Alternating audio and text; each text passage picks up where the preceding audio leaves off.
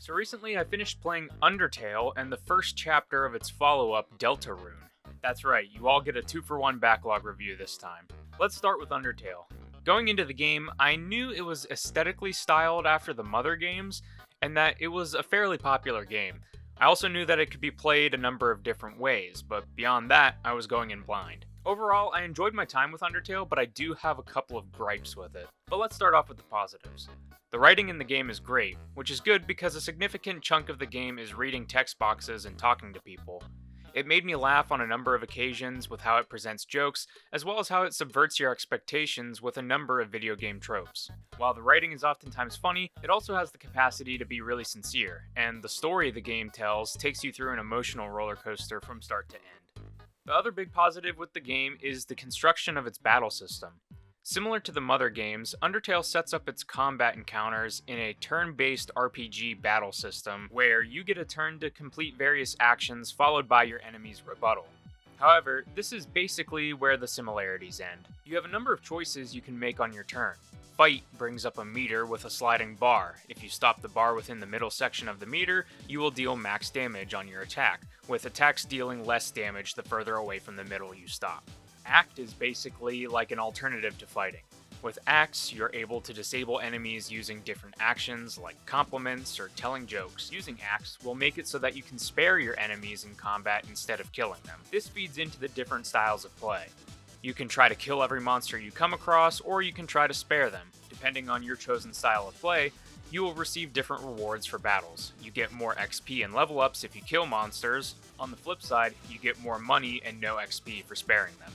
You will also gain access to different dialogue options and optional encounters based on the type of game you decide to play, which lends itself well to replaying the game multiple times. The other big aspect of combat I have to discuss is the enemy's turn. Unlike your standard turn-based RPG where you watch your enemy attack you and deal its damage, Undertale allows you to participate in the attack in a much more action-packed way. When an enemy attacks, you gain control of a little heart in a box on the screen. This heart represents your soul, and much like a bullet hell, multiple projectiles will be fired into the box. If these projectiles hit you, you will take damage. Many of the different monsters or bosses in the game have different attack styles and patterns, so it is constantly engaging and interesting going into battles with enemies, whereas in other turn-based RPGs, battles could become a bit of a repetitive slog.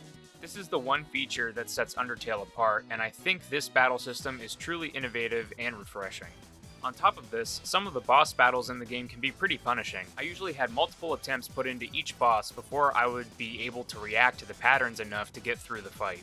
Other things I'll mention briefly are the art style and the music. Undertale is the one game I feel that has gotten the closest to Mother-style visuals. Many games try to get close, but the kind of wacky monsters and characters you come across in Undertale wouldn't be out of place in a Mother game, I feel. Also, the music is really catchy and intense during battles. As far as some of my gripes go with Undertale, the game does not autosave. It only has a manual save feature, which isn't a bad idea on paper. However, there were a number of times during those boss fights I mentioned where I would die, reload my save, and then I would have to walk through some slow-moving spider webs multiple times, or go through dialogue that I've already read and couldn't skip. This got very annoying to sit through multiple times, and it made me wish for some of those little conveniences like skippable dialogue. In regards to dialogue as well, there are a couple moments in the game where you are constantly getting interrupted with text boxes. Sometimes it's played as a joke, but by the end of the joke it had fallen flat on me.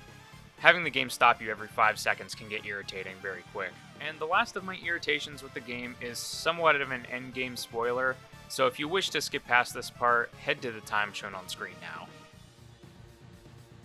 Okay, during the final boss fight with Flowey, or Flowy, however you say that, he does a fourth wall break where he will overwrite your save and close out your game.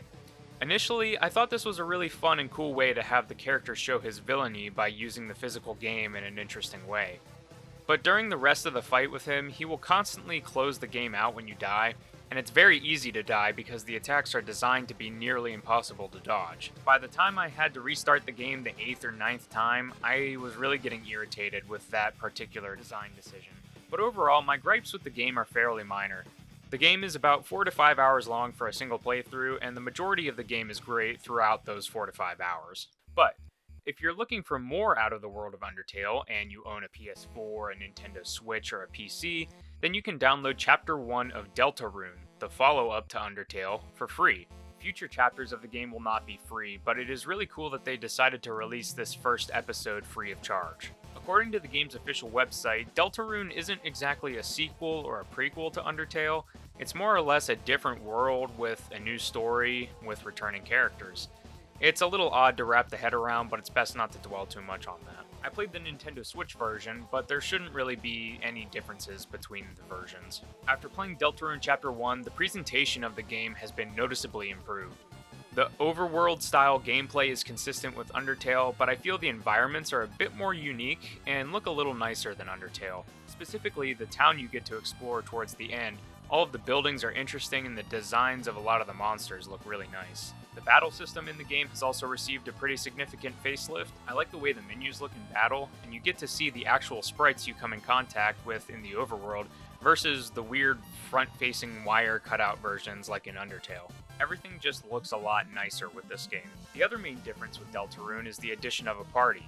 In combat, you now have a couple of different characters that can fight or act during a turn. Some of these characters, like Ralsei, have access to magic spells that can be used like healing magic or sleep spells that can remove tired enemies from battle. Sometimes the party characters can act in surprising ways, which are cool to experience when they happen. The other addition to combat comes with the TP meter.